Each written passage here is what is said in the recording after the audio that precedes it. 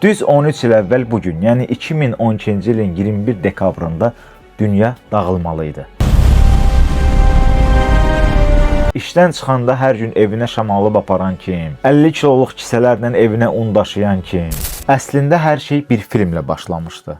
Rejissor Ronald Emmerich'in çəkdiyi 2009-cu ildə yayımlanan 2012 adlı filminin ssenarisinə görə 2012-ci ilin 21 dekabrında qiyamət qopurdu. Bu tarix təsadüfi seçilməmişdi. Bu tarixin əsas səbəbi Maya təqvimi idi. Maya təqviminə görə 2012-ci ilin 21 dekabrı keçmiş bir dövrün sonu, yeni bir dövrün isə başlanğıcı idi. Bəzi mənbələr bunu qiyamət günü kimi yozurdu, bəzi mənbələr isə yeni bir başlanğıc kimi. Həmin vaxtı bir çox insanlar böyük təşvişdə idi və mən deyərdim ki, istəyir xəbər saytları olsun, televiziya, qəzetlər bu barədə çoxlu xəbərlər tirajlayırdı. Çünki həmin vaxt üçün trend sadəcə bu idi. 21 dekabrda dünya dağılacaq, yoxsa dağılmayacaq.